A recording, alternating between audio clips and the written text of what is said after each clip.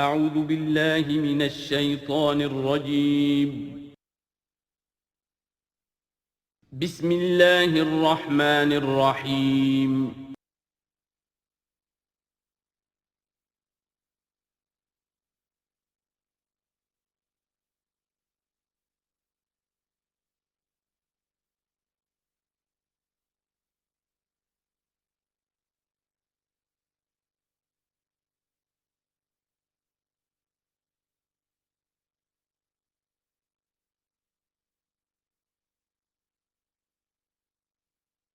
اعوذ باللہ من الشیطان الرجیم بسم اللہ الرحمن الرحیم یا ایہا الذین آمنوا ان کثیرا من الاحبار والرہبان لیاکلون اموال الناس بالباطل ویصدون عن سبیل اللہ والذین یکنزون الذہب والفضة ولا ينفقونها فی سبیل اللہ فبشرہم بعذاب علیم۔ اس آیت مبارکہ کے بارے میں یہ نوٹ کر لیجئے کہ اس آیت کے حوالے سے حضرت ابوذر غفاری رضی اللہ تعالیٰ عنہ کی رائے قائم ہو گئی تھی کہ سونا اور چاندی اپنے پاس رکھنا مطلقاً حرام ہے۔ جو لوگ کہ سونا اور چاندی اپنے پاس رکھتے ہیں، جمع کرتے ہیں، گاڑھتے ہیں، ان کو کنز بناتے ہیں، خزانہ بناتے ہیں، اس کے لیے تو یہ رائے اگرچہ ان کی صحیح نہیں تھی، اس لیے کہ جو دین کا عام قانون ہے وہ یہ ہے کہ انسان حلال ذریعے سے کمائے، اس میں سے جو وہ خرچ کرے اللہ کی راہ میں وہ ٹھیک ہے، اس کو اس کا اجر ملے گا۔ اگر وہ کچھ رکھتا ہے اپنے پاس تو وہ حرام نہیں ہے، بلکہ پھر یہ کہ وہ اس کی اولاد کو منتقل ہو جائے گا، قانون وراثت ہوگا۔ اگر اپنے پاس کچھ رکھنا ہی نہ ہو تو پھر وراثت کس چیز میں ہوگی؟ اس لیے قانون تو وہی ہے، البتہ یہ ہے کہ وہ جو کہا گیا ہے کہ اللہ کی راہ میں خرچ کرو، خرچ کرو، خرچ کرو، کتنا کرو، قل العفو، تو یہ ایک روحانی تعلیم ہے، اخلاقی تعلیم ہے کہ جمع نہ کرو، اللہ کی راہ میں خرچ کر دو۔ البتہ جو مال بھی آپ نے جمع کیا ہے، آپ نے حلال ذریعے سے کمایا تھا اور اس کی زکوٰۃ بھی آپ نے ادا کر دی ہے، تو وہ مال آپ اپنے پاس رکھ سکتے ہیں، خواہ وہ سونے اور چاندی کی شکل میں ہو۔ چنانچہ اسی پر پھر فیصلہ ہوا حضرت عثمان کے زمانے میں، اور چونکہ حضرت ابوذر غفاری اس پر اڑے ہوئے تھے اور اس سے ایک فتنہ پیدا ہو رہا تھا مسلمانوں کے اندر، ایک اختلاف، تو پھر حضرت ابوذر غفاری کو حضرت عثمان نے حکم دے دیا تھا کہ وہ مدینے سے باہر چلے جائیں۔ وہ پھر ایک صحرا میں کسی جگہ پر کٹیا ڈال کر رہتے تھے۔ میرے نزدیک اس آیت کا اصل محل اور مقام جو ہے اس کو سمجھنا چاہیے، اور وہ ہے ان لوگوں سے متعلق ہے یہ مسئلہ جو دین کا کام کرتے ہیں، احبار ہیں، رہبان ہیں۔ یہ لوگ اپنا وقت، اپنی صلاحیتیں، اپنی قوتیں لگاتے ہیں دین کے لیے۔ عام لوگوں کا معاملہ اور ہے، وہ کاروبار کر رہے ہیں، کوئی پروفیشن ہے، کوئی اپنا اور بزنس ہے، اس کے حوالے سے ان کے پاس آمدنی ہو رہی ہے۔ انہیں جو بھی آمدنی ہو رہی ہے وہ اللہ کے دین کی وجہ سے ہو رہی ہے۔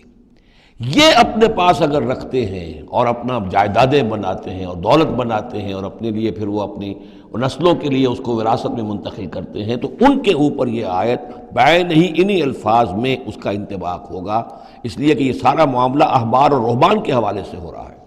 اس آیت کا سیاق اور سباق جو ہے کہ ظاہر بات ہے کہ ان کے لیے جو بھی کچھ ہے، یہ لٹمس ٹیسٹ یہ ہے، ہاں آپ اپنی ضرورت پوری کریں، جیسے حضور نے اپنی ضرورتیں پوری فرمائی، ازواج مطہرات کو بھی نان نفقہ دیتے تھے آپ اسی بیت المال میں سے، آپ اپنے عزیزوں کے ساتھ بھی کوئی حسن سلوک کرتے تھے تو وہیں سے کرتے تھے۔ کبھی بیت المال خالی ہے تو فاقہ بھی آ رہا ہے، لیکن ضرورتیں پوری کریں، جائیداد بنا کر نہ چھوڑ کر جائیں۔ یہ جو معاملہ ہے کہ اس کو جمع کیا جائے اور پھر وہ جائیداد بنے، میرے نزدیک آج بھی اگر آپ جاننا چاہیں علماء حق کون ہیں اور علماء سو کون ہیں، تو لٹمس ٹیسٹ یہ ہے، جو شخص اپنے دینی کیریئر کے نتیجے میں پھر جائیداد بنا کر اور دولت چھوڑ کر مرا ہو، وہ علماء سو میں سے لا محالہ، اس میں کسی شک و شبے کی گنجائش نہیں۔ میں اسے لٹمس ٹیسٹ کے طریقے سے بیان کر رہا ہوں۔ یوم یحمى علیہا فی نار جہنم فتکوی بہا جباہہم وجنوبہم، جس دن کہ ان کو تپایا جائے گا اس سونے اور چاندی کو جہنم کی آگ میں، اور پھر داغے جائیں گے ان سے ان کے پیشانیاں بھی اور ان کی پسلیاں بھی اور ان کی پیٹھیں بھی۔ ھذا ما کنزتم لانفسکم، یہ ہے وہ جو تم نے اپنے لیے جمع کیا تھا، لانفسکم فذوقوا ما کنتم تکنزون، تو اب مزہ چکھو اپنے اس کنز کا۔ ان عدت الشہور عند اللہ 12 شہرا، اللہ کے ہاں مہینوں کی تعداد 12 ہے، فی کتاب اللہ، اللہ کی شریعت میں، اللہ کے قانون میں، تکوینی بھی اور تشریعی بھی۔ یوم خلق السماوات والارض، جس دن سے کہ اللہ تعالیٰ نے پیدا کیا آسمانوں اور زمین کو۔ منہا اربعۃ حرم، ان میں سے 4 مہینے ہیں محترم، جن کو کہ اشہر حرم کہتے ہیں، جن میں جنگ وغیرہ جو ہے وہ جائز نہیں تھی۔ ذالک الدین القیم، یہ ہے سیدھا دین، ہمیشہ کا ضابطہ اور قانون۔ فلا تظلموا فیہن انفسکم، تو ان کے معاملے میں اپنے اوپر ظلم نہ کرو۔ وہ ظلم کیا کرتے تھے؟ قریش کی اپنی مصلحت ہوئی کہ کوئی مہم انہیں کوئی لڑائی کا معاملہ ہے ان کے درپیش ہے، وہ کہتے تھے اس سال یا اشہر حرم فلاں کی بجائے فلاں مہینے ہوں گے۔ وہ کیلنڈر کو الٹ پھیر کرتے رہتے تھے کہ اس مرتبہ جو ہے یہ عمرے کے لیے مہینہ رجب کا نہیں ہوگا، فلاں ہوگا۔ اس حوالے سے وہ کیلنڈر جو تھا ڈسٹربڈ تھا، لیکن ہوا ایسا ہے قدرت خداوندی سے کہ جس سال آپ نے آخری حج کیا ہے، حجۃ الوداع، تو اس سال وہ ساری جو غلطیاں ہوتی ہیں اس کے بعد وہ جو اس کا مجموعی اور آخری نتیجہ یہ تھا کہ صحیح جگہ پر وہ کیلنڈر آ گیا تھا۔ اسی لیے حضور نے اپنے خطبہ حجۃ الوداع میں کہا ہے کہ استدار الزمان کہیئتہ یوم خلق اللہ السماوات والارض، یہ زمانہ اور یہ کیلنڈر جو ہے، تقویم جو ہے، یہ پورا چکر لگا کر ساری غلطیوں اور ترمیموں میں سے ہو کر اب ٹھیک اسی جگہ پر پہنچ گئی ہے جس مقام پر کہ اللہ نے، جس تقویم پر کہ اللہ تعالیٰ نے آسمان اور زمین کو پیدا کیا تھا۔ اور آج کے بعد سے ان مہینوں کے اندر کوئی الٹ پھیر نہیں ہو سکے گا۔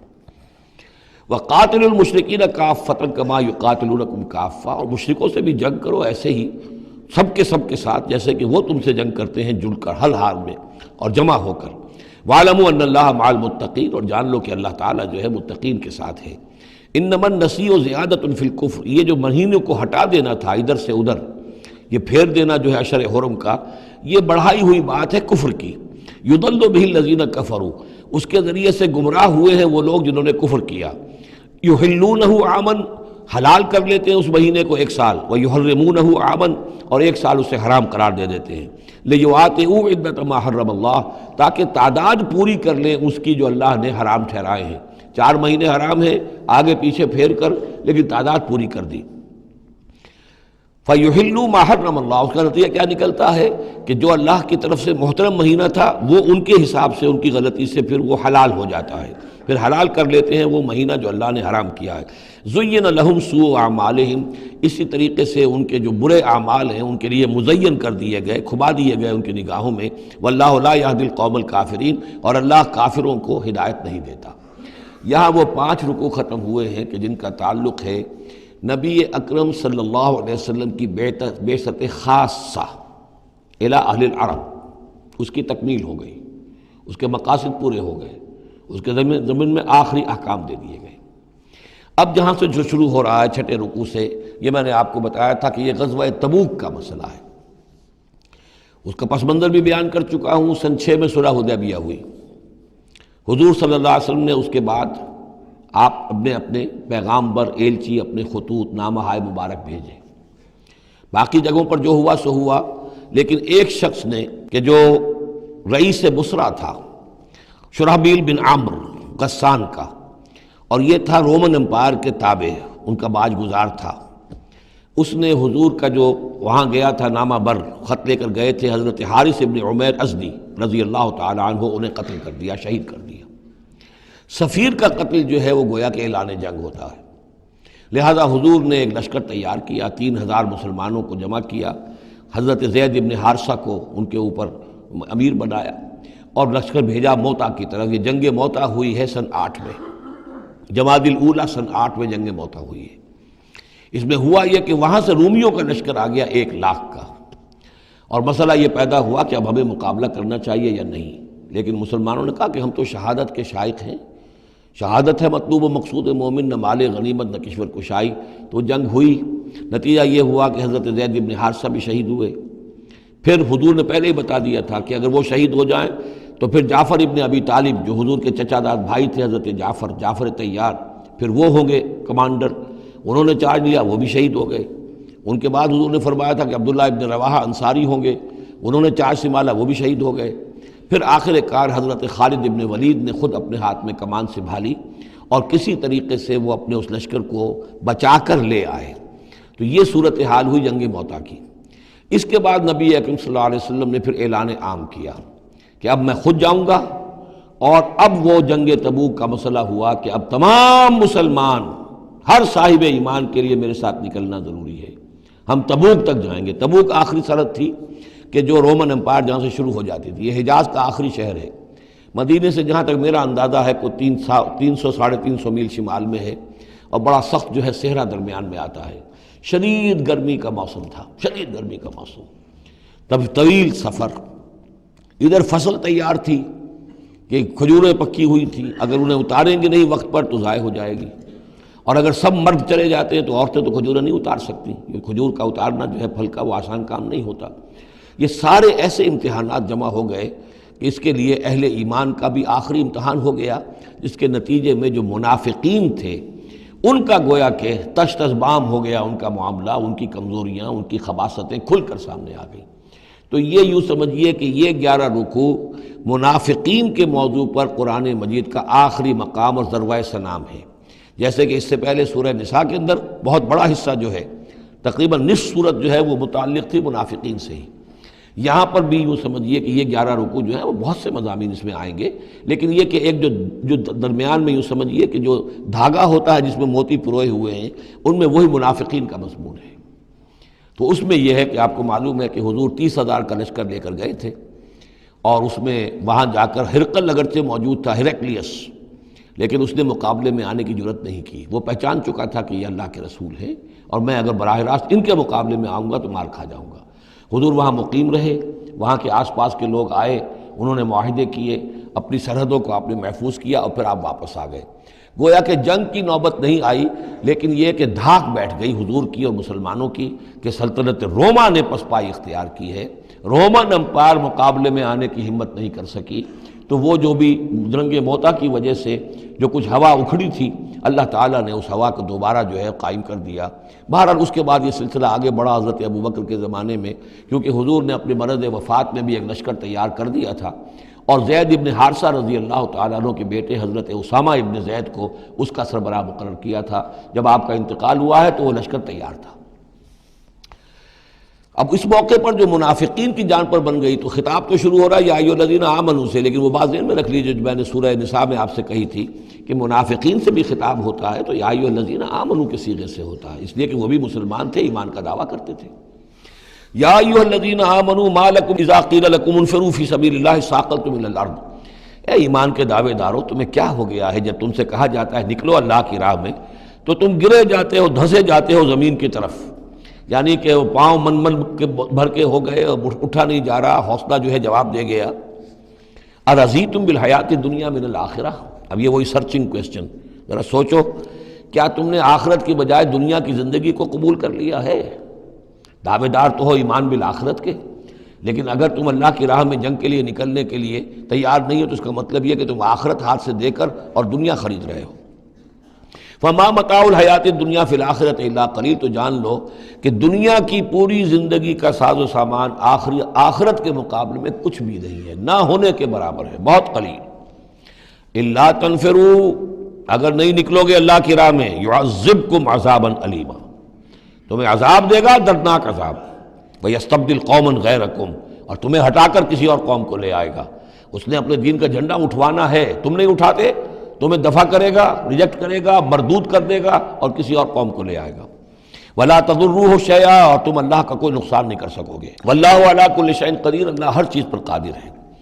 إِلَّا تَنصُرُوهُ، اگر تم ان کی مدد نہیں کرو گے یعنی حضور کی، فَقَدْ نَصَرَهُ اللَّهُ إِذْ أَخْرَجَهُ الَّذِينَ كَفَرُوا ثَانِيَ اثْنَيْنِ إِذْ هُمَا فِي الْغَارِ، جبکہ کافروں نے انہیں اپنے گھر سے اور مکے سے نکلنے پر کر دیا تھا، جبکہ دو میں کے دوسرے تھے، دو ہی تھے، حضور تھے اور حضرت ابوبکر تھے رضی اللہ تعالی عنہ۔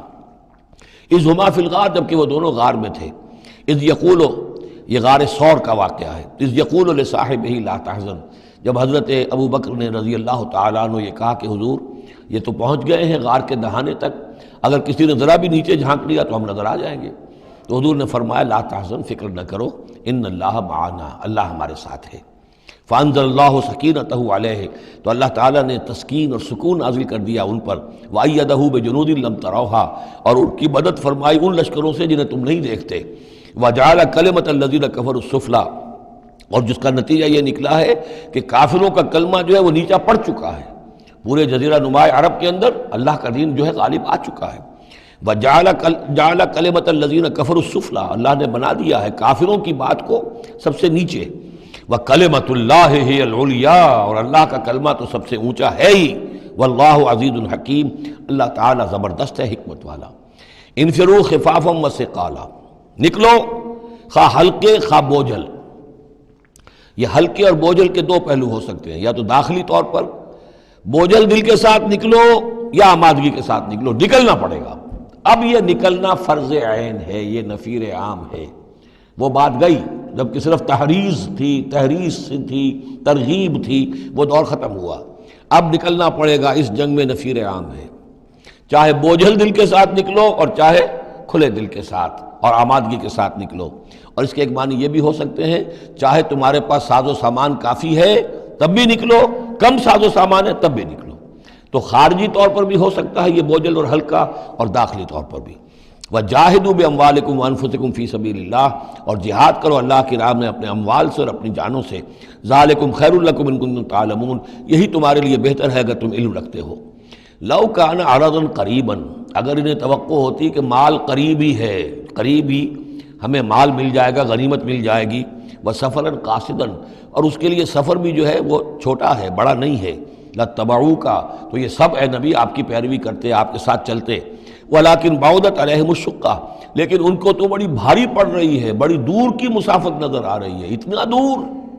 اور اس میں اعلان کر دیا تھا حضور نے، حالانکہ فتح مکہ کے موقع پر بھی حضور نے خفیہ رکھی تھی اپنی ساری اسکیم، اور عام طور پر جنگوں میں یہ ہوتا ہے، اپنی پوری اسکیم کا اعلان تو نہیں ہوتا، لیکن غزوہ تبوک میں آپ نے اعلان کیا تھا کہ ہم جا رہے ہیں، سلطنت روما سے ٹکراؤ ہے، تبوک تک ہمیں جانا ہے، کوئی چیز آپ نے راز نہیں رکھی، تاکہ جو شخص بھی ہے وہ سمجھ لے، اس کے لیے پوری تیاری کرے، داخلی بھی خارجی بھی، ساز و سامان کی بھی، اپنے حوصلے کو بھی دیکھ لے، لیکن یہ کہ بہرحال نکلنا فرض ہے۔ وَسَيَحْلِفُونَ بِاللَّهِ لَوِ اسْتَطَعْنَا لَخَرَجْنَا مَعَكُمْ، اور یہ عنقریب قسمیں کھائیں گے اللہ کی کہ اگر ہمارے اندر استطاعت ہوتی ہم ضرور نکلتے، اب مجبوری ہے، فلاں مجبوری ہے، فلاں مجبوری ہے۔ یہلکون انفسہم، یہ اپنے آپ کو ہلاک کر رہے ہیں، واللہ یعلم انہم لکاذبون، اور اللہ تعالیٰ کو معلوم ہے کہ یہ جھوٹ بول رہے ہیں۔ عفا اللہ عنک لما اذنت لہم، اے نبی آپ کو اللہ معاف فرمائے، یا اللہ نے آپ کو معاف کر دیا، آپ نے انہیں کیوں اجازت دے دی؟ یعنی کوئی منافق آیا، کوئی اور آیا، حضور یہ مجبوری ہے، بیوی بیمار ہے، کوئی دیکھ بھال کرنے والا نہیں ہے، تو مجھے اجازت دے دی، اچھا بھائی جاؤ۔ حضور کی طبیعت میں بھی نرمی تھی اور آپ نے اجازت دے دی۔ اب جب اجازت مل گئی، اس نے کہا میں نے تو اجازت لے لی ہے، وہ کور بن گیا، اس کے نفاق کا پردہ چاک نہیں ہوا۔ حالانکہ حضور اجازت نہ دیتے تب بھی اس نے نہیں جانا تھا، لیکن نہیں جانا تھا تو معلوم تو ہو جاتا کہ اس نے رسول کی بات کا جو ہے وہ معصیت کی ہے، نافرمانی کی ہے، اس کے نفاق کا پردہ جو ہے وہ پڑا رہ گیا، وہ پردہ اٹھ جاتا۔ عفا اللہ عنک، اللہ کو معاف کرے، یا اللہ نے آپ کو معاف کر دیا، لما اذنت لہم، کیوں آپ نے ان کو اجازت دے دی، حتی یتبین لک الذین صدقوا وتعلم الکاذبین، یہاں تک کہ آپ کے لیے واضح ہو جاتا کون صادق الایمان ہے، کون سچے مسلمان ہیں، اور آپ جان لیتے کون جھوٹے ہیں، اس لیے کہ انہوں نے پھر بھی نہیں جانا تھا، آپ اجازت نہ دیتے تب بھی رہ جانا تھا، اور اس سے یہ ہے کہ ان کے نفاق کا پردہ جو ہے وہ فاش ہو جاتا۔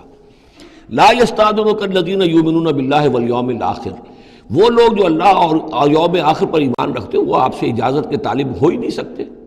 ان یجاہدوا باموالہم وانفسہم، کیا وہ اس سے اجازت مانگیں گے کہ انہیں معاف کر دیا جائے اللہ کی راہ میں جہاد نہ کرنے سے جانوں اور مال کے ساتھ؟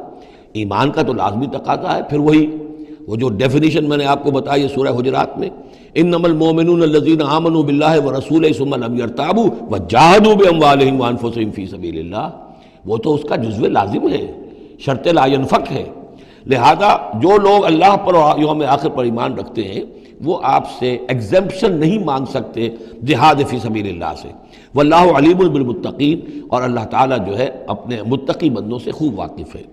انما یستأذنک الذین لا یؤمنون باللہ والیوم الآخر، اصل میں جو اجازت مانگ رہے ہیں آپ سے، ایگزمپشن مانگ رہے ہیں، رخصت مانگ رہے ہیں، یہ وہ لوگ ہیں جو حقیقتاً اللہ پر اور یوم آخر پر ایمان نہیں رکھتے۔ وارتابت قلوبہم، اور ان کے دل جو ہے شکوک میں پڑ گئے ہیں۔ سورہ حجرات کی اس آیت میں کیا ہے؟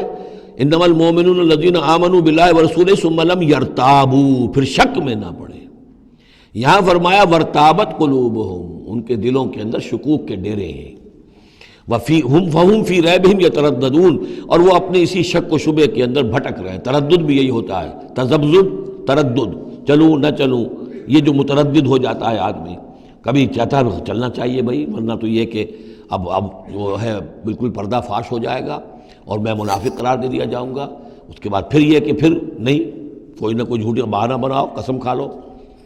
وَلَوْ أَرَادُوا الْخُرُوجَ لَأَعَدُّوا لَهُ عُدَّةً، اور اگر انہوں نے نکلنے کا ارادہ کیا ہوتا تو اس کے لیے ساز و سامان فراہم کرتے، جیسے کہ کیا جاتا ہے، آدمی سفر کے لیے تیاری کرتا ہے۔ انہوں نے تیاری نہیں کی۔ وَلَٰكِن كَرِهَ اللَّهُ انبعاثَهُم، تو اللہ تعالیٰ ہی نے ان کا نکلنا پسند نہیں فرمایا۔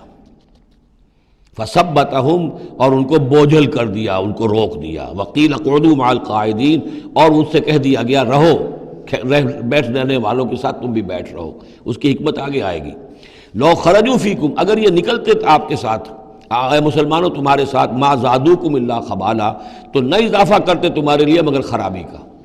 دلوں میں روگ تھا، وہاں جا کے فتنے اٹھاتے، آپس میں لڑاتے، کوئی اور کچھ کرتے، لہذا ان کا بیٹھ رہنا بھی حکمت پر مبنی ہے، اللہ تعالیٰ کی طرف سے، گویا کہ اس میں بھی ایک خیر ہے۔ گویا کہ بندہ مومن کے لیے تو خیر ہی خیر ہے، ادھر بھی خیر ادھر بھی خیر، لیکن منافق کے لیے شر ہی شر ہے، ادھر بھی شر ادھر بھی شر۔ لو خرجوا فیکم، اگر یہ نکلتے تمہارے ساتھ، ما زادوکم الا خبالا، تو یہ نہ اضافہ کرتے تمہارے لیے مگر برائی کا، خرابی کا۔ ولا اوضعوا خلالکم، اور یہ گھوڑے دوڑاتے تمہارے مابین، یبغونکم الفتنہ، تمہارے لیے فتنے پیدا کرنے کے لیے۔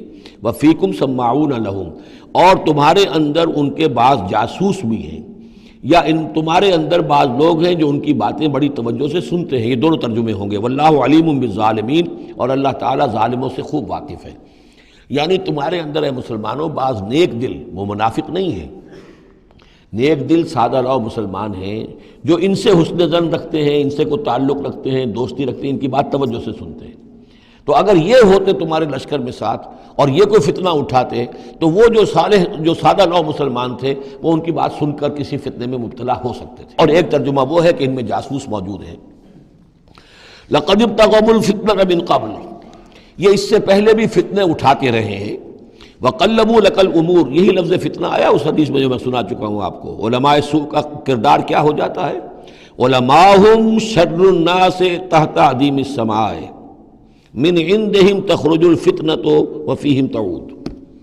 جھگڑے، لڑائیاں، فتوے، اور ایک دوسرے کی وہ تفرقہ جو ہے اور اس کے اندر شدت ہے، یہ کام ہے۔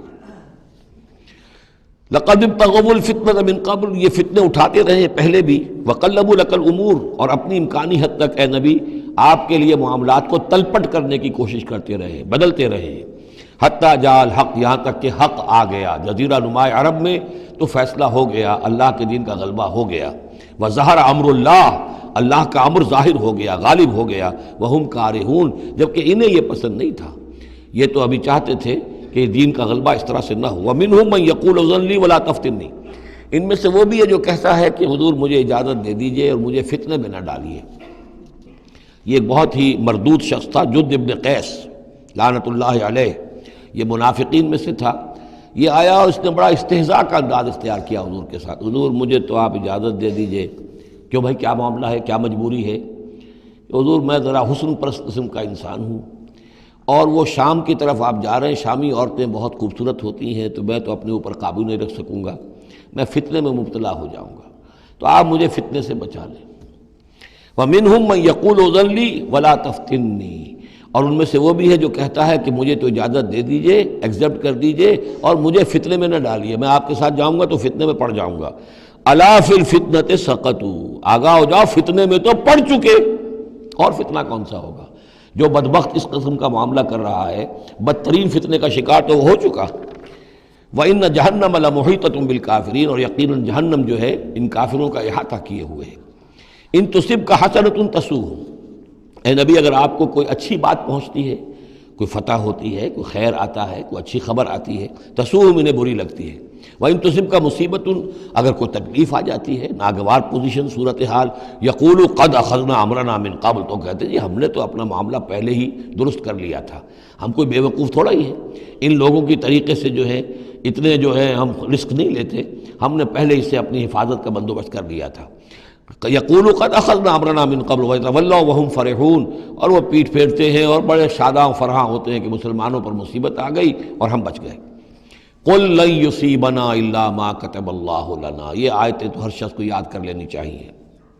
یہ دو آیتیں بندہ مومن کے لیے بہت بڑا ہتھیار ہیں، بہت بڑا اسلحہ ہے۔ کہو لن یصیبنا الا ما کتب اللہ لنا، اے بدبختو ہم پر کوئی مصیبت نہیں آ سکتی سوائے اس کے جو اللہ نے ہمارے لیے لکھ دی ہو۔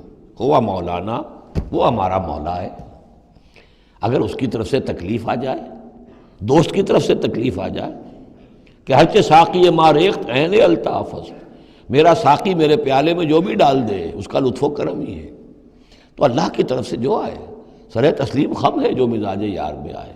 نہ شود نصیب دشمن کے شود ہلاک تیغت، سر دوستاں سلامت کے تو خنجر آزمائی۔ اہل ایمان کا تو معاملہ یہ ہونا چاہیے، قل لن یصیبنا الا ما کتب اللہ لنا ہوا مولانا، وہ ہمارا مولا ہے، اس کے اذن کے بغیر پتہ تک نہیں ہل سکتا، تو ہمیں ڈر کس کا ہو؟ وعلی اللہ فلیتوکل المؤمنون، اور اللہ ہی پر توکل کرنا چاہیے اہل ایمان کو۔ قل هل تربصون بنا الا احدى الحسنیین، ان سے کہو ہمارے بارے میں تم کن چیزوں کا انتظار کر سکتے ہو سوائے دو نہایت عمدہ چیزوں کے۔ یہ حسنیین کیا ہے؟ احسن، احسن افعل تفضیل ہوا، اس سے مؤنث بنا حسنا، حسنا کا تثنیہ بنا تو حسنیین، دو نہایت احسن صورتوں کے سوا ہمارے لیے تیسری ہے ہی نہیں۔ کیا مطلب؟ ہم سب اللہ کی راہ میں شہید ہو جائیں، احسن، ہم کامیاب ہو کر آ جائیں، احسن، تیسری کیا بات ہے؟ تو ہمارے لیے تو خیر ہی خیر ہے، ڈراتے ہمیں کس سے ہو؟ قل هل تربصون بنا، یہ تم ڈرا رہے ہو ہمیں اور جو کہہ رہے ہو ہمیں کس چیز کا خوف؟ ہمارے لیے دو انجام ہو سکتے ہیں ممکن، اور دونوں ہمارے نزدیک نہایت احسن ہیں۔ اللہ کی راہ میں شہادت مل جائے، شہادت ہے مطلوب و مقصود مومن، نہ مال غنیمت نہ کشور کشائی۔ جو حق کی خاطر جیتے ہیں مرنے سے کہیں ڈرتے ہیں جگر، جب وقت شہادت آتا ہے دل سینوں میں رقصاں ہوتے ہیں۔ اور اگر ہم کامیاب ہو کر آ گئے تو تم بھی کہو گے کہ بھائی یہ تو بڑی کامیابی، ہمارے لیے تو کامیابی کامیابی ہے۔ قل هل تربصون بنا الا احدى الحسنيين ونحن نتربص بكم، اور ہم منتظر ہیں تمہارے بارے میں ان يصيبكم الله بعذاب من عنده، کہ اے منافقو اللہ تم پر کوئی عذاب اپنے خاص اپنے پاس سے نازل کرے، اور بأيدينا، یا کوئی وقت آ جائے کہ ہمیں اجازت دے دی جائے کہ ہم تمہاری گردنیں اڑائیں، جیسے کہ اعلان عام کفار کے بارے میں ہوا، ہو سکتا ہے کہ ایسا ہو جائے۔ فتربصوا انا معكم متربصون، تو کرو انتظار، ہم بھی تمہارے ساتھ انتظار کر رہے ہیں۔ قل انفقوا طوعا وكرها، اب یہ ایک اور بات ہوتی ہے جی میں جا تو نہیں سکتا، یہ چندہ حاضر ہے، کچھ پیسے جو ہے میں لے آیا ہوں ساز و سامان، لیکن مجھے آپ ایگزمپٹ کر دیں، یہ چندہ قبول کر لیں۔ قل انفقوا طوعا وكرها، کہہ دیجئے ان سے کہ چاہے خرچ کرو خوشی سے اور چاہے مجبوری سے، لن يتقبل منکم، یہ تم سے قبول نہیں کیا جائے گا، انکم کنتم قوما فاسقین، اس لیے کہ تم نافرمان لوگ ہو۔ اس وقت جو ہے پیسہ بدل نہیں ہوگا، اس وقت تو جانا ہے، فرض عین ہے، نفیر عام ہے، اس وقت جو ہے یہ پیسہ اس کی جگہ پر کام نہیں کر سکتا۔ وما منعهم ان تقبل منهم نفقاتهم، اور نہیں محروم کیا انہیں اس بات سے کہ ان کے نفقات، ان کے خرچہ جو اللہ کی راہ میں چندہ دے رہے تھے ان کو قبول کیا جاتا، الا انهم كفروا بالله وبرسوله، اس لیے مگر اس بات نے کہ انہوں نے کفر کیا ہے اللہ کے ساتھ اور اس کے رسول کے ساتھ۔ ولا یاتون الصلاۃ الا وهم کسالى، اور وہ نماز کے لیے نہیں آتے مگر بہت ہی کسل مند۔ ولا ينفقون الا وهم كارهون، اور جو یہ خرچ بھی کرتے ہیں تو کراہت کے ساتھ کرتے ہیں، مجبوراً کرتے ہیں، وہ تو جان بچانے کے لیے خرچ کرنے کے لیے آمادہ ہو گئے ہیں، ورنہ انہیں مال جو ہے بڑا پیارا ہے۔ فلا تعجبك اموالهم ولا اولادهم، تو اے نبی اور اے مسلمانوں تمہیں ان کے مال اور ان کی اولاد ان سے دھوکہ نہ کھاؤ، اچھے نہ لگے تمہیں، تم سمجھتے ہو کہ اللہ کی بڑی نعمتیں ہیں ان پر، یہ دولت والے منافق تھے، بچا بچا کر رکھتے تھے، دولت والے تھے، ان کی اولاد بھی اللہ نے دی ہے، اللہ تعالیٰ تو دنیا میں پھر اور دے دیتا ہے ان کو جن کا آخرت میں کوئی حصہ نہیں ہے، کہ جو بھی کچھ ہے یہیں پر اپنا حساب کتاب کر لیں۔ فلا تعجب کا، تو تعجب نہ کرو اس کے مال اور اولاد کے بارے میں، بہت سخت الفاظ آ رہے، انما یرید اللہ لیعذبہم بہا فی الحیات الدنیا، اللہ تعالیٰ چاہتا یہ ہے کہ انہی چیزوں کے ذریعے سے انہیں دنیا کی زندگی میں عذاب دے۔ یہی اولاد سوہان روح بھی بن جاتی ہے، یہی بڑا چہیتا لاڈلا بیٹا جس کے لیے کیا کچھ کیا ہے، اور ہو سکتا ہے کہ وہی جو ہے باپ کے لیے سوہان روح بن جائے۔ یہی مال و دولت جو ہے وَتَزْهَقَ أَنفُسُهُمْ وَهُمْ كَافِرُونَ، اور اللہ چاہتا ہے کہ ان کی جانیں نکلیں اسی کفر کی حالت میں۔ وہ لپٹے رہے اسی مال سے اور اپنی اولاد سے اور اپنی دولت سے اور جائیداد سے، اور ان کو آنکھ ان کی کھلنی نصیب نہ ہو، تاکہ اللہ تعالیٰ چاہتا ہے کہ آخری عذاب کے مستحق بن جائے۔ فلا تعجبک اموالهم ولا اولادهم انما يريد الله ليعذبهم بها في الحیاۃ الدنیا وتزهق انفسهم وهم کافرون ويحلفون بالله انهم منکم لمنکم، اور وہ قسمیں کھا کر کہتے ہیں ہم بھی آپ کے ساتھ ہیں، مسلمانوں میں سے ہی ہیں، ہماری بات کا اعتبار کیجئے۔ وما هم منکم، لیکن مسلمانوں یہ حقیقت میں تم میں سے نہیں ہے، ولکنہم قوم یفرقون، بلکہ اصل میں یہ ڈرے ہوئے خائف ہیں، خوف کی وجہ سے جب اسلام کا غلبہ ہو گیا ہے یہ اپنے آپ کو مسلمان ظاہر کر رہے ہیں۔ لو یجدون ملجا و مغارات و مدخلا، اگر یہ پالیں کہیں کوئی پناہ کی جگہ یا کوئی غار مغارات اور مدخلا جہاں سر گھسانے کی جگہ ہو، لولوا الیہ وہم یجمعون، تو یہ اسی کی طرف لوٹ جائیں گے اور اپنی رسیاں توڑا لیں گے، جیسے کوئی جانور رسی توڑا کے بھاگتا ہے۔ یہ تو خوف ہے ان کا کہ اب دین غالب آ گیا جزیرہ نما عرب میں، اب جائیں کہاں ہم؟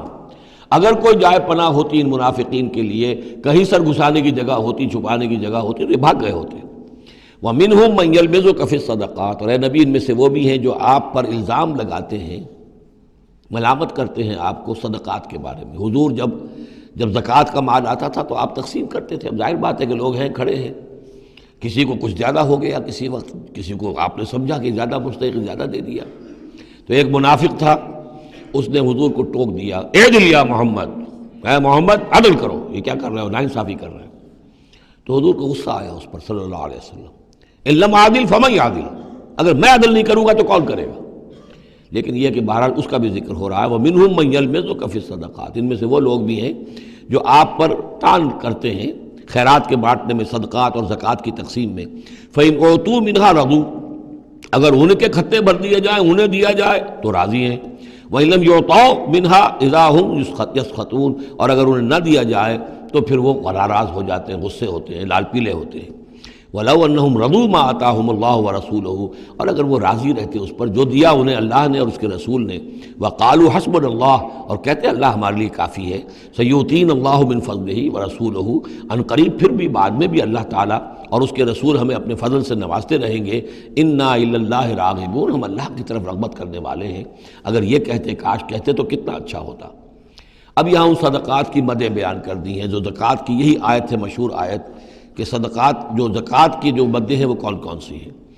انما الصدقات، زکوٰۃ جو ہے تو سب سے پہلے للفقراء، مفلسوں کے لیے، والمساکین، محتاجوں کے لیے، والعاملین علیہا، اور جو بھی زکوٰۃ کا بندوبست کریں گے، زکوٰۃ جمع کریں گے، تحصیلدار ہوں گے، زکوٰۃ کا حساب کتاب رکھیں گے، زکوٰۃ تقسیم کریں گے، وہ اس کے عاملین علیہا ہیں، ان کی تنخواہیں اس میں سے دی جائیں گی۔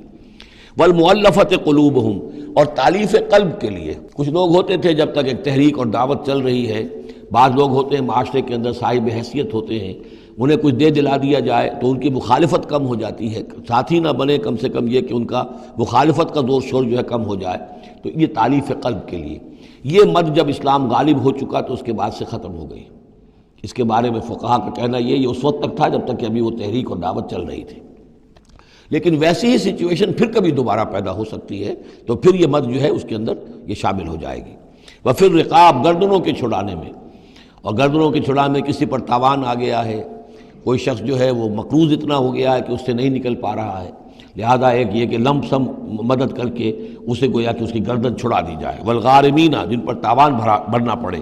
وفی سبیل اللہ، اور ایک مد جو ہے فی سبیل اللہ بھی ہے، مطلب یہ ہے کہ اللہ کی راہ میں جہاد، دعوت اور اقامت دین کی جد و جہد میں بھی یہ رقم خرچ ہو سکتی ہے، لیکن اولین مستحق یہ ہے۔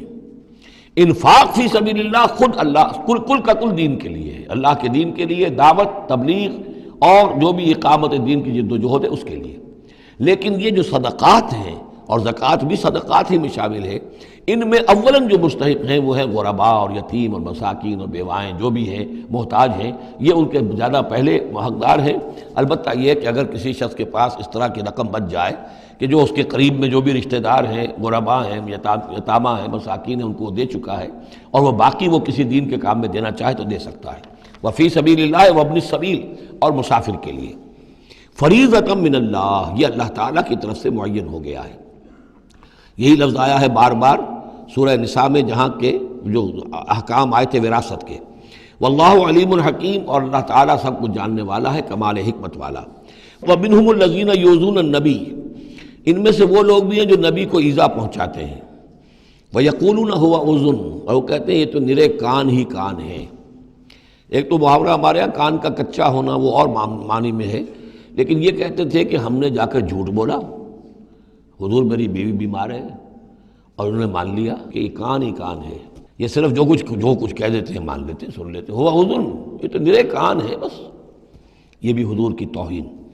وَمِنْهُمُ الَّذِينَ يُؤْذُونَ النَّبِيَّ وَيَقُولُونَ هُوَ أُذُنٌ قُلْ أُذُنُ خَيْرٍ لَكُمْ، کہہ دیجئے یہ کان تمہارے لیے بہتر ہیں، بہتری کے لیے ہیں، تمہاری خیریت اسی میں ہے۔ یؤمن باللہ ویؤمن للمؤمنین، یہاں پہ یہ ایمان کے ساتھ بے اور لام کا فرق واضح ہو جائے گا۔ وہ یقین رکھتے ہیں اللہ پر اور بات مان لیتے ہیں مومنوں کی، یہ ان کی شرافت ہے، یہ ان کی نجابت ہے، یہ ان کی مروت ہے۔ وہ جانتے ہیں تم جھوٹ بول رہے ہو لیکن نہیں کہتے کہ تم جھوٹ بول رہے ہو۔ یہ شرافت اور مروت کا معاملہ ہے، یہ نہیں ہے کہ انہیں معلوم نہیں ہے۔ بندہ مومن جو ہے وہ تو یہ ہے کہ اتقوا فراست المومن، مومن کی فراست سے ڈرو، فإنہ ینظر بنور اللہ، وہ اللہ کے نور سے دیکھتا ہے۔ تو جو عام مومن کا معاملہ یہ ہو تو رسول کا معاملہ کیا ہوگا؟ کیا انہیں پتہ نہیں چلتا تھا کہ جھوٹ بول رہے ہیں؟ لیکن آپ کی مروت اور شرافت۔ قل اذن خیر لکم یؤمن باللہ ویؤمن للمؤمنین ورحمۃ للذین آمنوا منکم، اور جو تم میں سے واقعی مومن ہیں ان کے حق میں رحمت ہے۔ والذین یؤذون رسول اللہ لہم عذاب علیم، اور جو ایذا پہنچاتے ہیں اللہ کے رسول کو ان کے لیے بڑا دردناک عذاب ہے۔ یحلفون باللہ لکم لیرضوکم، اے مسلمانوں یہ تمہارے سامنے قسمیں کھاتے ہیں اللہ کی تاکہ تمہیں راضی کریں۔ اب ظاہر بات ہے کہ حضور کا تو جا کر بہانہ جو کیا اور وہ لے کر آ گئے، اب مسلمانوں سے بھی کہہ رہے ہیں، قسمیں کھا کھا کر اپنے یقین دلا رہے ہیں کہ ہم مخلص ہیں، آپ ہمارے شک نہ کریں۔ یحلفون باللہ لکم لیرضوکم، تاکہ تمہیں راضی کر لیں۔ واللہ ورسولہ احق ان یرضوہ، اللہ اور اس کا رسول زیادہ حقدار ہیں کہ وہ انہیں راضی کریں، ان کانوا مومنین، اگر وہ واقعتاً مومن ہیں۔ الم یعلموا انہ من یحادد اللہ ورسولہ، کیا وہ جانتے نہیں ہیں کہ جو کوئی بھی مقابلہ کرے گا اور سرکشی کرے گا اللہ اور اس کے رسول کے مقابلے میں آ جائے گا، فَأَنَّ لَهُ نَارَ جَهَنَّمَ خَالِدًا فِيهَا، تو اس کے لیے تو جہنم کی آگ ہے جس میں وہ ہمیشہ ہمیش رہے گا۔ ذَلِكَ الْخِزْيُ الْعَظِيمُ، اور یہ بہت بڑی رسوائی ہے۔ يَحْذَرُ الْمُنَافِقُونَ أَن تُنَزَّلَ عَلَيْهِمْ سُورَةٌ تُنَبِّئُهُم بِمَا فِي قُلُوبِهِمْ، اے مسلمانوں یہ منافق ڈرتے رہتے ہیں کہ کہیں ایسا نہ ہو کہ مسلمانوں پر کوئی ایسی صورت نازل ہو جائے کہ جو ان کو ہمارے دلوں کی حالت بتا دے۔ اللہ کی طرف سے وحی آ سکتی ہے، ہم جو کہ جھوٹ بول رہے ہیں ہمارا پردہ چاک کر دیا جائے اور ہمارا جو ہے وہ ہمارے لیے شامت آ جائے۔ قل استہزئوا، کہیے کہ نہیں ڈرتے، ابھی تم استہزاء کرتے رہو، ان اللہ مخرج ما تحذرون، لیکن بہرحال ایک وقت آئے گا جس چیز سے تم ڈر رہے ہو اللہ اسے ظاہر کر دے گا، عیاں کر دے گا۔ وَلَئِن سَأَلْتَهُمْ لَيَقُولُنَّ، اور اگر آپ ان سے پوچھیں گے تو کہیں گے اِنَّا كُنَّا نَخُوضُ وَنَلْعَبُ، وہ جب بکواس کرتے تھے آپس میں، حضور کے خلاف بات کر رہے ہیں، کسی مومن صادق کے اوپر کوئی تہمت لگا رہے ہیں۔ اب اگر کسی نے جا کر کوئی بات بتا دی حضور کو کہ فلاں شخص تو یہ کہہ رہا تھا، عبداللہ ابن ابی یہ کہہ رہا تھا، فلاں نے یہ کہا ہے، حضور نے بلایا، طلب کیا، پوچھا، تو اب وہاں پر آئیں گے وَلَئِن سَأَلْتَهُمْ، اگر پوچھیں گے، باز پرس کریں گے آپ ان سے، لَيَقُولُنَّ، وہ لازماً کہیں گے اِنَّمَا كُنَّا نَخُوضُ وَنَلْعَبُ، یہ تو ویسے ہی ذرا گپ بازی میں لگے ہوئے تھے، یہ تو تھوڑی سی جو تھی ہماری گفتگو جو ہو رہی تھی وہ لائٹ وین میں گفتگو ہو رہی تھی، اس کو خامخواہ اس شخص نے جو ہے وہ سنجیدگی سے لے لیا، ہم کھیل رہے تھے دل لگی میں، یہ بات ہم نے کہہ دی تھی۔ قُلْ أَبِاللَّهِ وَآيَاتِهِ وَرَسُولِهِ كُنتُمْ تَسْتَهْزِئُونَ، کہیے تو کیا تم اللہ کے ساتھ اور اس کی آیات کے ساتھ اور اس کے رسول کے ساتھ استہزاء کر رہے تھے؟ تمسخر، یہ دل لگی تمہاری، بازی بازی بارش بابا ہم بازی، اب اللہ اور رسول جو ہیں اور اس کی آیات جو ہیں وہ بھی تمہارے لیے تختہ برس بن گئی ہیں استہزاء اور تمسخر کا۔ لا تعتذروا، اب بہانے مت بناؤ، قد کفرتم بعد ایمانکم، تم کفر کر چکے ہو اپنے ایمان کے بعد۔ ان نعفو عن طائفۃ منکم، اگر ہم تمہاری ایک جماعت کی طرف سے درگزر کریں گے، نعذب طائفۃ، تو کسی دوسری جماعت کو ہم عذاب بھی اب دیں گے۔ اب وہ وقت آ رہا ہے کہ تمہیں سزائیں بھی ملیں گی بانہم کانوا مجرمین، اس لیے کہ وہ مجرم تھے۔ المنافقون والمنافقات بعضهم من بعض، یہ منافق مرد اور منافق عورتیں سب ایک دوسرے میں ہی سے ہیں، یعنی ان کی کا گٹھ جوڑ ہے۔ یامرون بالمنکر، یہ بدی کا حکم دیتے ہیں، بجائے اس کے کہ امر بالمعروف کرتے یہ برائی کا حکم دیتے ہیں۔ وینہون عن المعروف، اور نیکی سے روکتے ہیں، مت خرچ کرو، سنبھال کے رکھو، پاگل ہو گئے ہو، آخر مستقبل کی فکر کرنی چاہیے، لہذا وہ نہی عن المعروف اور امر بالمنکر، یامرون بالمنکر وینہون عن المعروف ویقبضون ایدیہم، اپنے ہاتھوں کو مٹھیوں کو بند رکھتے ہیں، خرچ نہیں کرتے۔ نسوا اللہ فنسیہم، انہوں نے اللہ کو بھلا دیا تو اللہ نے انہیں بھلا دیا، نظر انداز کر دیا۔ ان المنافقین هم الفاسقون، یقیناً یہی منافق ہیں کہ جو سرکش ہیں، نافرمان ہیں۔ وعد اللہ المنافقین والمنافقات والکفار نار جہنم خالدین فیہا، اللہ نے وعدہ کیا ہے ان منافق مردوں اور منافق عورتوں سے اور تمام کفار سے آگ کا، جہنم کے آگ کا، خالدین فیہا، جس میں وہ ہمیشہ ہمیشہ رہیں گے، ہی حسبہم، بس وہی ان کے لیے کفایت کرے گی، ولعنہم اللہ، اور اللہ تعالیٰ نے ان پر لعنت فرما دی ہے، ولہم عذاب مقیم، اور ان کے لیے عذاب ہے قائم رہنے والا، مسلسل دائم اور قائم عذاب۔ کالذین من قبلہم، اسی طرح کے وہ لوگ، یہ بھی ان لوگوں کے مانند ہیں کہ جو ان سے پہلے تھے، کانوا اشد منکم قوۃ، وہ تم سے کہیں بڑھ کر تھے طاقت میں، واکثر اموالا، اور بہت زیادہ تھے مال میں، واولادن، اور اولاد میں، یعنی یہ قومیں جو گزری ہیں کافروں کی، قوم سمود اور قوم عاد، وہ تم سے کہیں بڑھ کر تھی، قوت میں بھی اور اپنی تعداد میں بھی، مال میں، اولاد میں۔ فاستمتعوا بخلاقہم، انہوں نے بھی اپنے اپنے وقت میں اپنے نصیب کا فائدہ اٹھا لیا، اپنا حصہ وصول کر لیا۔ فاستمتعتم بخلاقکم، اب تم بھی اپنا حصہ مکمل کر چکے ہو، اب تمہارا انجام بہت قریب آ چکا ہے۔ کما استمتع الذین من قبلکم بخلاقہم، جیسے کہ ان لوگوں نے اپنا حصہ وصول کر لیا تھا اور اس سے فائدہ اٹھا لیا تھا جو تم سے پہلے تھے۔ وخذتم کالذی خاضوا، اور تم نے بھی اسی طرح کی روش اختیار کی جو انہوں نے اختیار کی تھی۔ اولئک حبطت اعمالہم فی الدنیا والآخرہ، یہ وہ لوگ ہیں کہ جن کے تمام اعمال دنیا اور آخرت سب میں حبط ہو گئے۔ واولئک هم الخاسرون، اور یقیناً یہی ہے خسارے میں رہنے والے۔ الم یاتہم نبأ الذین من قبلہم، کیا ان کے پاس خبریں آ نہیں چکی ہیں ان کی جو ان سے پہلے تھے؟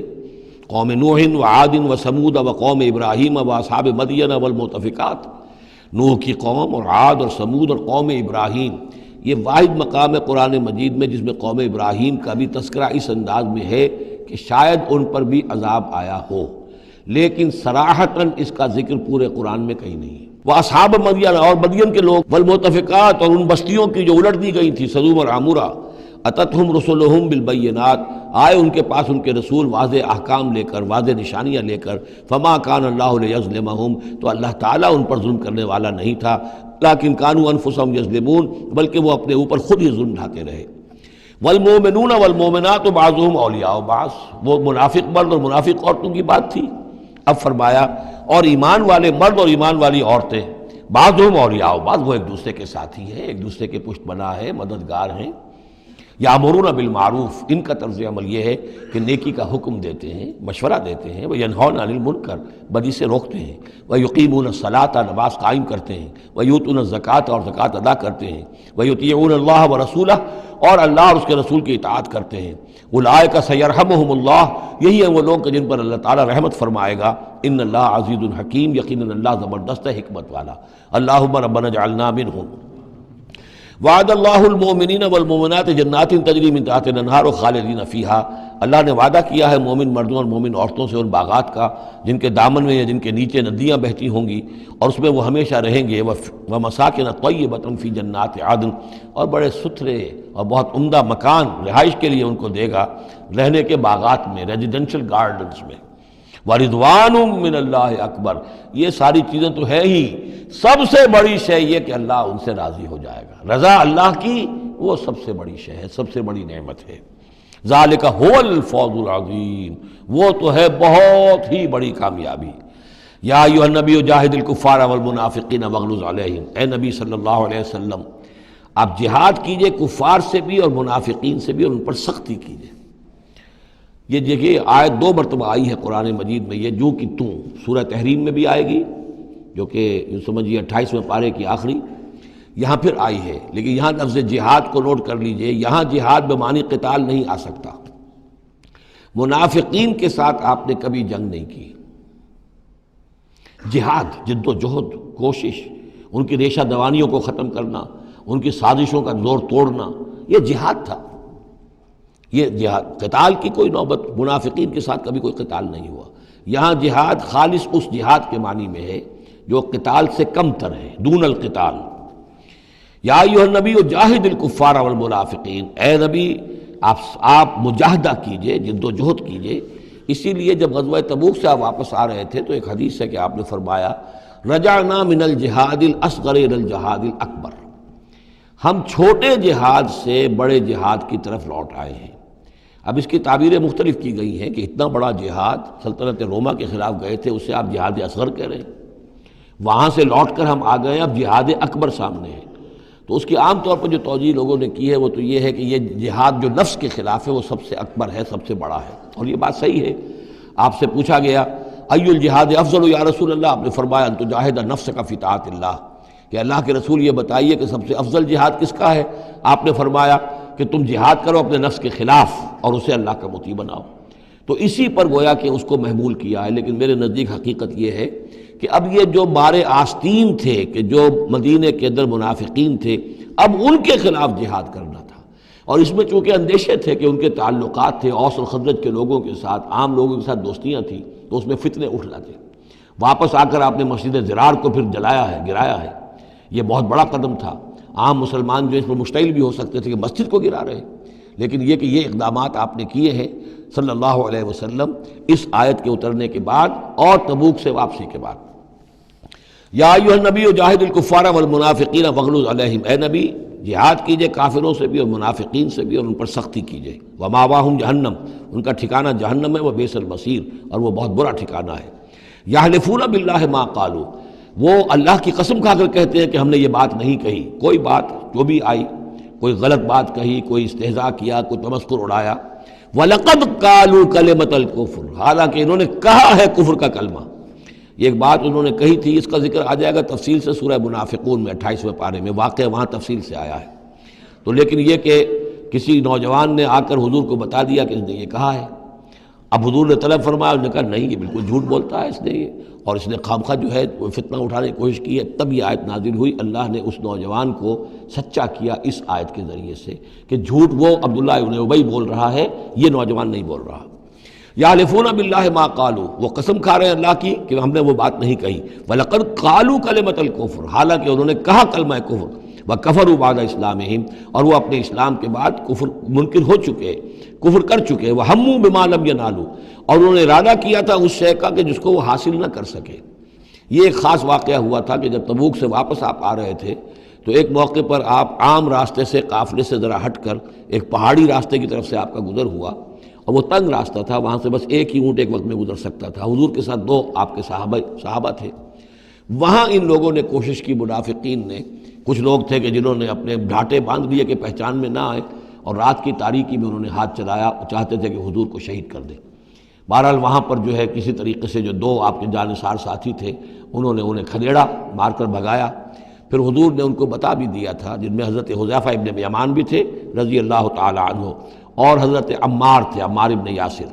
ان دونوں کو بتا دیا تھا کہ فلاں فلاں نام ہے، یہ فلاں فلاں منافق ہے، لیکن یہ میرا راز رہے گا تمہارے پاس، تم نے یہ نام کسی کو بتانے نہیں ہے۔ یہ اسی لیے حضرت حذیفہ کا نام پڑ گیا تھا صاحب سر النبی، نبی کا ایک راز ہے ان کے پاس، نبی کے ایک رازدان، وہ حضرت حذیفہ ابن یمان۔ وَهَمُّوا بِمَا لَمْ يَنَالُوا، انہوں نے تو ارادہ کیا تھا وہ چیز جو وہ حاصل نہ کر سکے۔ وَمَا نَقَمُوا إِلَّا أَنْ أَغْنَاهُمُ اللَّهُ وَرَسُولُهُ، اور یہ نہیں انتقام لے رہے مگر اس شے کا کہ اللہ نے اور اس کے رسول نے انہیں غنی کر دیا ہے۔ اللہ اور ان کا رسول ان کی طلب مال کو دیکھ کر انہیں صدقات میں سے، مال غنیمت میں سے بفراغت دیتا رہا، من فضلہ ہی، اپنے فضل سے۔ وَإِن يَتُوبُوا يَكُ خَيْرًا لَّهُمْ، اب بھی اگر توبہ کر لیں تو یہ ان کے لیے بہتر ہوگا۔ وَإِن يَتَوَلَّوْا، اور اگر وہ پیٹ موڑیں گے، يُعَذِّبُهُمُ اللَّهُ عَذَابًا أَلِيمًا، اللہ انہیں عذاب دے گا بہت دردناک عذاب، فی الدنیا والآخرہ، دنیا میں بھی اور آخرت میں بھی۔ وَمَا لَهُمْ فِي الْأَرْضِ مِنْ وَلِيٍّ وَلَا نَصِيرٍ، اور پوری زمین میں ان کے لیے نہ کوئی ولی ہوگا، پشت پناہ ہوگا، مددگار ہوگا، اور نہ ہی کوئی حامی ہوگا۔ وَمِنْهُمْ مَنْ عَاهَدَ اللَّهُ، اب یہ وہ 3 آیتیں آ گئی ہیں جو میری تقریروں میں بہت مرتبہ آئی ہیں، ہم مسلمانان پاکستان کے لیے خاص لمحہ فکریہ ہیں۔ مدینہ کے منافقین کی ایک خاص قسم کا تذکرہ ہو رہا ہے۔ وَمِنْهُمْ مَنْ عَاهَدَ اللَّهُ، ان میں سے وہ لوگ بھی ہیں جنہوں نے اللہ سے عہد کیا تھا، لَئِنْ آتَانَا مِنْ فَضْلِهِ، اگر اللہ ہمیں اپنے فضل سے نواز دے گا، غنی کر دے گا، دولت دے دے گا، دولت مند کر دے گا، لَنَصَّدَّقَنَّ وَلَنَكُونَنَّ مِنَ الصَّالِحِينَ، ہم خوب صدقہ خیرات کریں گے اور نیک بن جائیں گے۔ فَلَمَّا آتَاهُم مِّن فَضْلِهِ، جب اللہ نے انہیں نواز دیا اپنے فضل سے، غنی کر دیا، بخلوا بہ، اب اس دولت کے ساتھ بخل کیا، وتولوا وہم موردون، اور پیٹھ موڑ لی اور اعراض کیا، فعاقبہم نفاقا فی قلوبہم، تو اللہ نے سزا کے طور پر ڈال دیا ان کے دلوں میں نفاق۔ عاقبہم، عقوبت، سزا۔ دنیا میں نقد سزا یہ ملتی ہے اللہ سے کوئی وعدہ کر کے پھر جانے کی کہ نفاق جو ہے وہ دل میں پیدا ہو جاتا ہے۔ یہ نفاق ہے پاکستان کے مسلمانوں کا روگ۔ پاکستان بنایا تھا، پاکستان کا مطلب کیا؟ لا الہ الا اللہ۔ ہندوستان کے مسلمان نے ووٹ دے کر اپنا فرض کفایہ ادا کر دیا کہ جاؤ بھائی، تم جو ہم پہ گزرے گی سو گزرے گی، تم جاؤ اور اسلام قائم کرو۔ ہم نے کیا کیا ہے؟ 50 برس سے زائد ہو گئے، کیا کیا ہے؟ اسلام کہاں ہے؟ یہ بے وفائی، یہ بد عہدی، اس کا نتیجہ کیا ہے؟ 3 نفاق ہیں جو اس قوم کے اوپر مسلط ہو گئے۔ نفاق باہمی، اب وہ قوم نہیں رہی، قومیتوں میں تحلیل ہو چکی ہے، اب عصبیتیں ہیں، صوبائیت ہے، لسانیت ہے، اور نہ معلوم کیا کچھ ہے، فرقہ واریت ہے۔ دوسرے، کردار کا بیڑا غرق ہو گیا۔ آیت المنافق ثلاث، حضور نے فرمایا منافق کی 3 نشانیاں ہیں، جس میں یہ تینوں چیزیں ہیں، خواہ وہ انسامہ وصلہ، چاہے روزہ رکھتا ہو، نماز پڑھتا ہو، اپنے آپ کو مسلمان سمجھتا ہو، وہ منافق ہے۔ جب بولے جھوٹ بولے، جب وعدہ کرے خلاف ورزی کرے، اور جب کہیں امین بنا دیا جائے خیانت کرے۔ وہ دیکھ لیجئے اپنی قوم کو، جو جتنا بڑا ہے الا ماشاء اللہ، ایکسیپشنز پروو دی رول، قانون یہی ہے، جو جتنا بڑا اتنا ہی جھوٹا، اتنا ہی خائن، اور اتنا ہی وعدہ خلاف۔ اور تیسرا اور میرے نزدیک سب سے بڑا نفاق جو ہے وہ ہمارے دستور میں ہے۔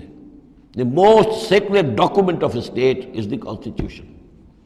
اور منافقت کا پلندہ ہے کہ ایک ہاتھ سے اسلام داخل کرتے ہیں، دوسرے سے نکال دیتے ہیں۔ ایک دفعہ دیکھیں تو اسلام ہی اسلام، کیا اللہ، اتنی بڑی بات۔ No legislation can be done repugnant to the Quran and the Sunnah۔